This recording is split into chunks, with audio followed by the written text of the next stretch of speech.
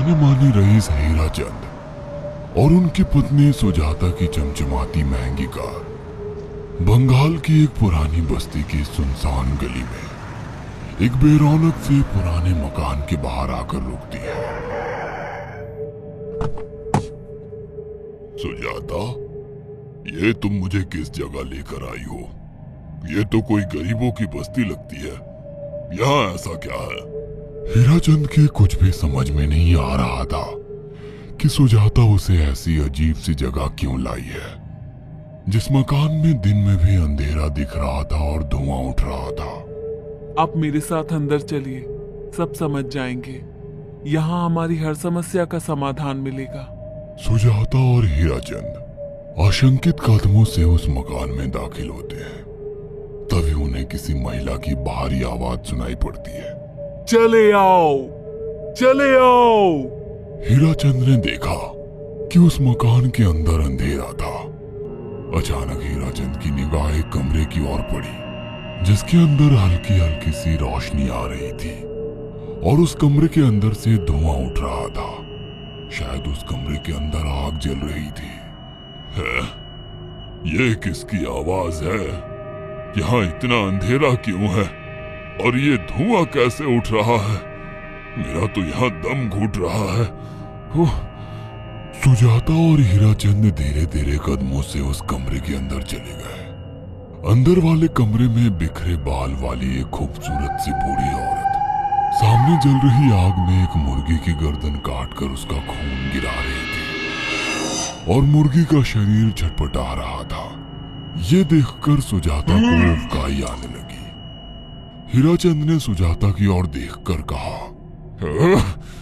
तुम ही मुझे यहाँ लेकर आई हो और खुद ही घबरा रही हो। कौन है ये भयानक सी शक्ल वाली औरत और हम यहाँ क्यों आए हैं?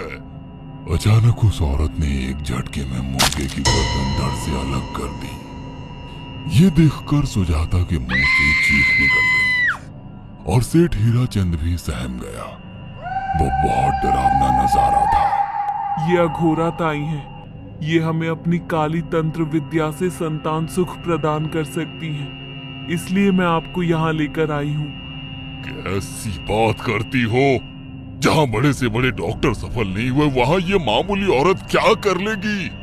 हीराचंद की बात सुनकर अघोरी ताई ने गुस्से से हीराचंद की ओर देखकर कहा, नादान हीराचंद, काली विद्या में इतनी शक्ति है कि मरे को भी जिंदा कर दे। संतान पैदा कराना कौन सा मुश्किल है? तुम्हें मेरा नाम कैसे पता?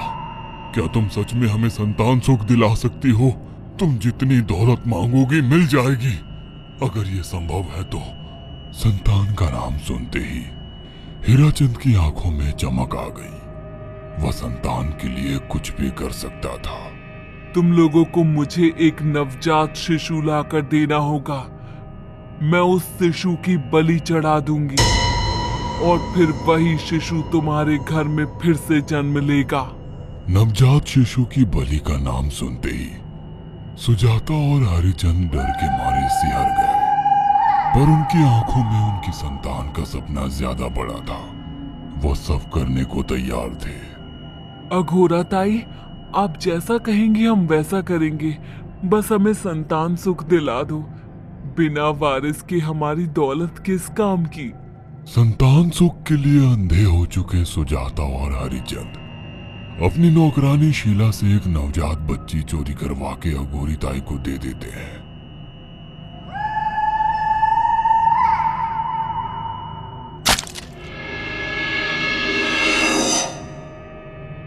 उस शिशु की बलि से सुजाता गर्भवती हो जाती है। देखा आपने, अघोरा की तंत्र शक्ति। मुझे उस पर पूरा भरोसा था। चलो चलकर उन्हें धन्यवाद कहते हैं। हीराचंद और सुजाता अघोरा ताई के पास पहुंचते हैं। वो दोनों बहुत खुश थे और अघोरा पर उन्हें अंधविश्वास हो गया था। अघोरा ताई, आप महान तंत्रिका हैं। आपने वो चमत्कार कर दिखाया जो बड़े बड़े डॉक्टर नहीं कर सके। ये काली विद्या है बेटा। अगर तुम दोनों चाहो मैं इस विद्या से तुम दोनों को हमेशा के लिए जवान बना सकती हूँ। क्या सच में ऐसा संभव है? हाँ बिल्कुल, पर इसके लिए तुम्हें जवान लड़के और लड़कियों की बलि चढ़ानी होगी। तुम उन्हें यहाँ तक लाओ, बाकी मैं देख लूंगी। जवान रहने की लालच में अंधे सुजाता और हरिचंद एक अनाथ आश्रमों से हर रोज एक लड़की या लड़के को गोद लेने के बहाने अघोरी के पास बलि चढ़ाने ले जाने लगे।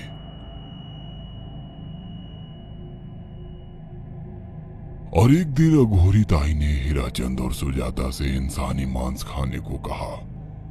पूरी तरह से इंसान से हैवान बन चुके अब वो दोनों इंसानी मांस खाने के लिए तैयार भी हो गए।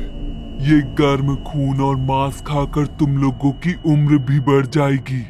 खाओ इसे। हाँ, सच में ये इंसानी मांस बड़ा स्वादिष्ट है।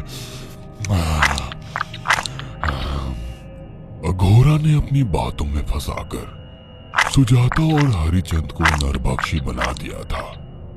वो तीनों हर दिन बलि चढ़ाकर खून पीकर मांस खाने लगे। नौकरानी शीला भी नए शिकार लाने में उनकी मदद करती थी, मगर एक दिन शीला को शिकार नहीं मिला। मेम साहब, आज एक भी शिकार हाथ नहीं लगा और मैं बहुत थक गई हूँ और घर जाकर थोड़ा आराम करना चाहती हूँ। कोई बात नहीं शीला, एक छोटा सा काम है, तुम हमारे साथ चलो, लौटते में हम तुम्हें घर छोड़ देंगे। जी मेम साहब।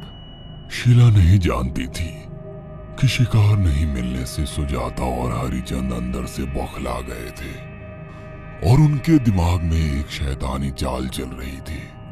सुजाता, ये बेहोशी की दवा है। शीला के कार में बैठते ही तुम उसे सुंघा देना।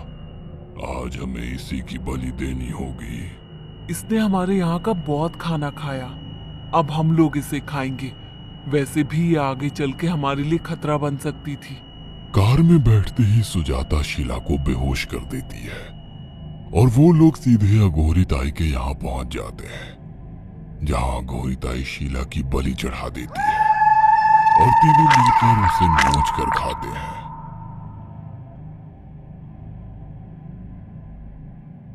अघोरी ताई, हमको बलि चढ़ाते हुए पूरा 1 साल हो गया है। हमारा बेटा भी साल भर का हो चुका है। अब और कितनी बलि देनी होगी?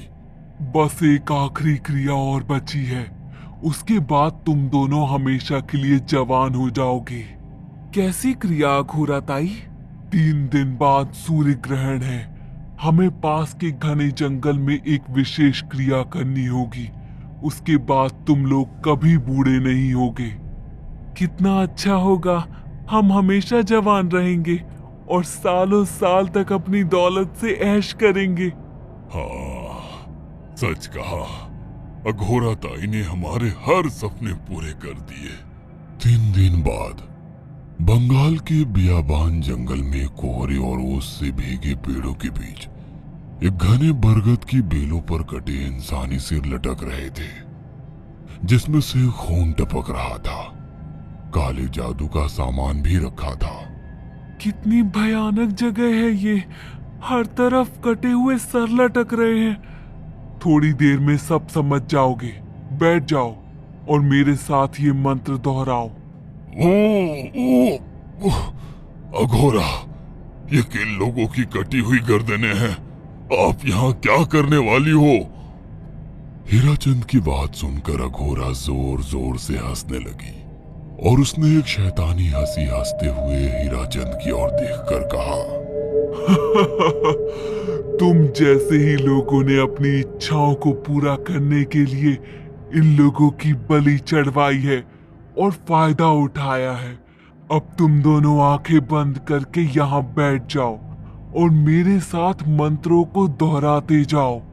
अघोरा ने सुजाता और हरिचंद को वशीकरण मंत्र और काले जादू के इस्तेमाल से सम्मोहित कर दिया और देखते ही देखते वो एक भयानक डायन में बदल गई और चीखती हुई बोली, अब मैं तुम दोनों की बलि चढ़ाकर अमर हो जाऊंगी। क्योंकि तुम लोगों ने 100 लोगों की बलि का खून पिया है।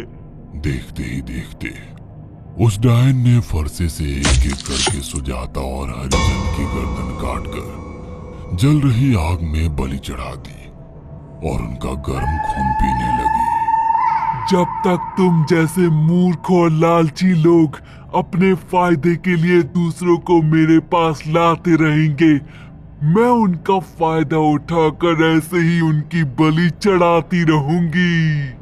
दरअसल अघोरा एक डायन थी और अपना स्वार्थ पूरा करने के लिए उसने हीराचंद और सुजाता की लालच का फायदा उठाकर उनकी भी बलि चढ़ा दी।